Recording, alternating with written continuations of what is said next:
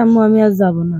কি আপনার মেয়ে বলতেছে? হ্যাঁ, কি কারণে যাবো না বলেই না, অনেক মারিছে তো আমার মেয়েটা। ডিভোর্স করে ফেলেন না কেন? ওইটাই সময় নিছিলাম, মনে করছিলাম যে এই সময়টা এবং সবচেয়ে বড় কথা হচ্ছে আমাদের বর্তমানে এখন প্রধান উপদেষ্টা ডক্টর মোহাম্মদ ইউনূস স্যার, ওনার নিকট কি বলার আছে আপনার? ওনার নিকটে এই যে বললাম।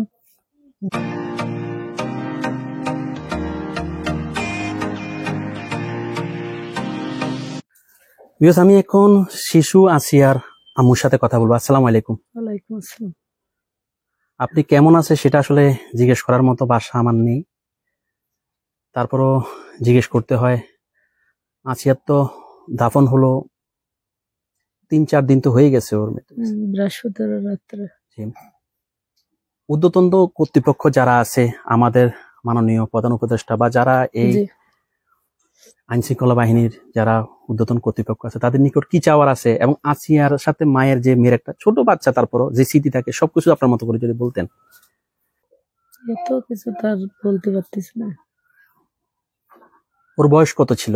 বয়স 8 বছর। কোন ক্লাসে পড়তো? ক্লাস 3-তে পড়তো। কিন্তু লেখাপড়া ভালো ছিল, পড়ালেখা করতে চাইছিল। বলতো যে মা আমাদের আমার আব্বু এরকমের, আমি পড়ালেখা করে বড় হয়ে তোমার চাকরি করে খাওয়াবেন। আমি তো জানতাম না যে আমার বাচ্চা এত তাড়াতাড়ি চলে যাবে। কিন্তু অনেক অভাব অনটনে ওরা মানুষ হয়েছে। শুধু বেশিরভাগই ওর আব্বু ভালো থাকাকালীন মানে আমাদের ফ্যামিলি ভালোই চলেছে। আচ্ছা। তারপরে ধরুন অসুস্থ আজকে প্রায় 9 মাস ধরে। এই 9 মাসে কি সমস্যা? মানে ব্রেনের সমস্যা। ধরেন একটা পুরুষ যদি তার সংসারের গার্জিয়ান যদি অসুস্থ থাকে, তাহলে তাদের কতটা কষ্ট যায়। তার কারণে কষ্টেই মানুষ করেছি। তবুও ওই কষ্টের ভিতর বড় মেয়েটারে বিয়ে দিছি, যে ওর আব্বু অসুস্থ, মারা ধরা করতো, অনেক রকমের কথাবার্তা বলতো। তার কারণে আমি ছোট মেয়ে বিয়ে দিছিলাম, দেখাশোনা করেছিলাম, কিন্তু কেউ বলেছিল না। আচ্ছা। তারপর ধরেন ওইরকম বিয়ে থা দিলাম। একদিন 3 মাস ভালোই যা আশা করছে, একদিন হঠাৎ করে এসে কইছে আম্মু আমি আর যাবো না। কি কারণে বলতেছে? হ্যাঁ, কি কারণে যাবো না বলেই না, অনেক মারিছে তো আমার মেয়েটা। জানো যে আব্বু অসুস্থ, মা একা সংসার চালায়, এই কারণে আর কি বলতেছে তো না, যে মার তো ধরে কোতো না। তারপর অনেক কিছু শোনার পরে ওর এক দাদি আছে, দাদির কাছে আর কি শিকার গেছিল। আচ্ছা।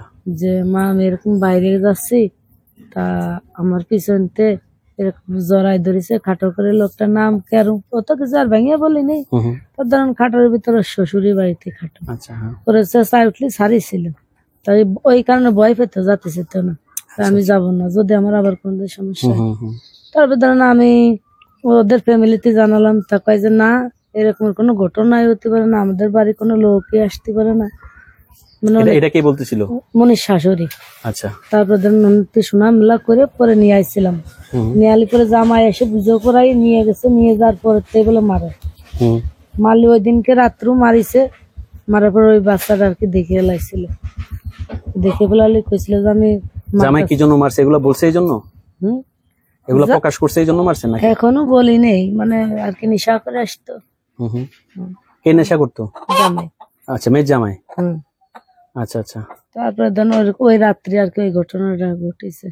আচ্ছা আচ্ছা। তারপরে সকালবেলা আমার ফোন দিয়েছে একজন পাশের বাড়ির, কয় আপা তাড়াতাড়ি আসেন, 11টা বাজে।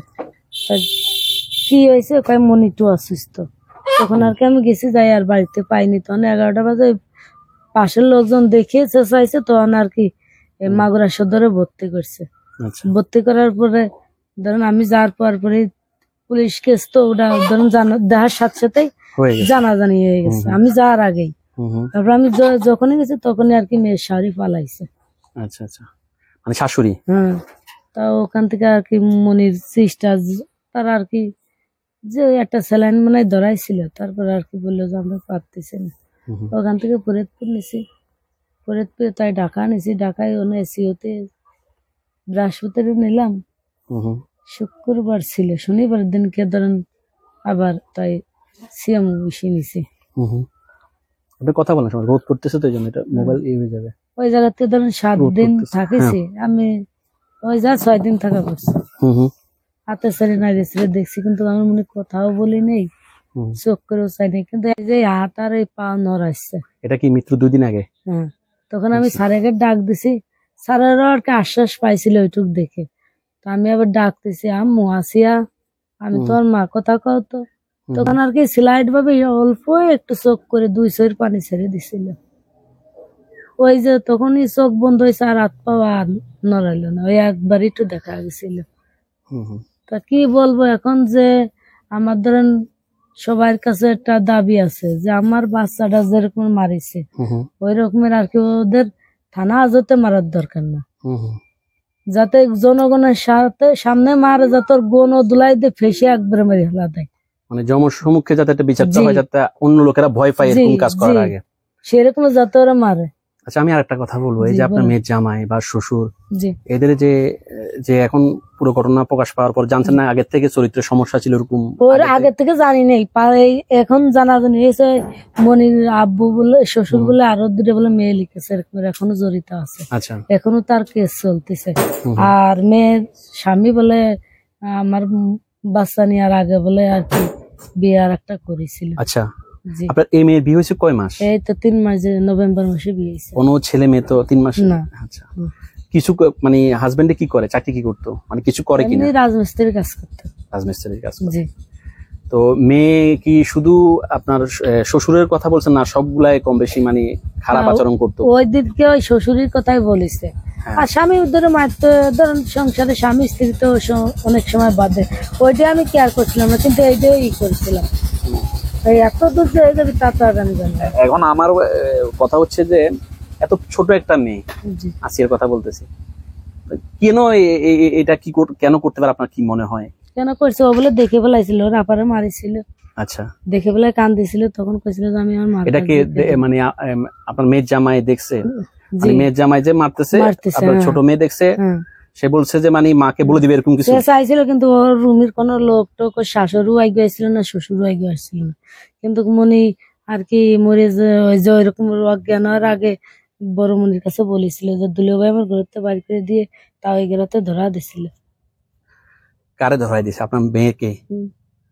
ও মানে 3টে 4টে কথাই বলেছিল যে আমার সাথে তাও ছিল, ভাইয়াও ছিল, কিন্তু মা ওইও দেখছে, মা ওই কিছু বলিনি, এইটুক কথাই বলে। এটা কে বলছে? আপনার আসিয়া। ঘটনার পরেও সে এগুলো বলে গেছে না? তারপর আর কোনো কথা ওর সাথেও হয়নি, আমাদের সাথেও 8 দিন থেকে গেছে, কোনো কথা হয়নি। আচ্ছা, তো ওই মহিলা এখন কোথায়? মহিলা এখন থানায় আছে। থানায় আছে না? মহিলাই তো বলছে যে আমার স্বামীর চরিত্র খারাপ। আচ্ছা, আমার ছেলেরা এরকম করে, নেশা করে। আপনি তো হাসপাতালে ছিলেন মেয়ের সাথে। জি। মানে কিরকম, এটা তো মানে একটা মায়ের জন্য অনেক কষ্টদায়ক, কিরকম ওর শারীরিক দেখছেন বা শারীরিক ধরেন যন্ত্রণা বা কি বলছে, বা আপনার তো কাছেই ছিলেন, যন্ত্রণার ভিতর ধরেন ওর যে গলায় ফাঁসটা ওইটাই আর কি মারাত্মক বেশি। দাগ ছিল গলায়? দাগ মানে ঘা হয়ে গেছে, ওই যে আমার ফোনে দেখেন ঘা হয়ে গেছে, আর এইটুক দিয়ে এইখানে রুষার মনে হয় তো দাঁড়ালো গামছা দিয়ে কার জোর যে টুকনা দেখতে চাইছিল, তার কারণে অনেকক্ষণ ধরা রাখার পরে আমার মনে ব্রেনের আউট হয়ে গেছে। ওই ব্রেনের যে একটা প্যারালাইসিস রোগ যেরকম হয়, বেহুশের মতো হয়ে গেছে। ওরা আমার সবকিছু বলছে, আমি কাছেই ছিলাম, বাচ্চা এই বেডে আমি এই জায়গায় ছিলাম, তার কারণে আর কি মনে ব্রেন কোনো করতে পারছিল না। আউট হওয়ার কারণে ওর কোনো স্মৃতি যে নিজের সম্মুখে যে একটা নাড়াচাড়া করবে সেটা করতে পারছিল না। আচ্ছা, আপনার মেয়ে আর বুকে ধরেন এই পাশে আছে 3টে দাগ, ব্লেটের দাগ, আর এই পাশে আছে 4টে দাগ ব্লেটের। জি। আর ধরেন শরীরের কাটারটা তো আমি দেখছি। আচ্ছা, আর আপনার মেয়ে তো পাশে শোয়া ছিল, ও কিছু ও জানতে পারছিল না, ও বলতেছে যে আমার মারার পর মার খেয়ে আমি এমন ঘুমাইছি, আমি কিছু বলতে পারছিলাম না, জানতে পারছিলাম। এখন আপনি যা হারিয়েছেন সেটা বলে মানে সেটাও অপূরণীয়, তার থেকে বড় কথা হচ্ছে যেভাবে আপনার মেয়েটা গেল, সেটা সবচেয়ে কষ্টদায়ক, মানে এটার থেকে আর কষ্টের কিছু হয় না। কি বিচার চান? এবং সবচেয়ে বড় কথা হচ্ছে আমাদের বর্তমানে এখন প্রধান উপদেষ্টা ডক্টর মোহাম্মদ ইউনূস স্যার, ওনার নিকট কি বলার আছে আপনার? ওনার নিকট এই যে বললাম যে এমন ভাবে ওনারা শাস্তি দিবি যাতে জনগণের সামনে গণ দুলাই দিয়ে মারবি, ভিতরে মারলে তো আমি কষ্টটাও দেখলাম না, কিছুই না, জনগণও দেখলো না, বাচ্চারা মারিছে, কাটিছে, ধরেন ওর অত্যাচার করেছে, গলাটা এমন ভাবে করেছে যে তার আর চোখ খুলে, যে 8 দিনের ভিতর চোখ খুলে দেখবি সে তার ভাগ্য আর নেই, তাহলে সেইভাবে ওরও পারবে। ভালো লাগলে লাইক কমেন্ট করে আপনার মতামত দিন। সাথে থাকার জন্য সাবস্ক্রাইব করুন এবং বেল বাটনটিতে ক্লিক করুন।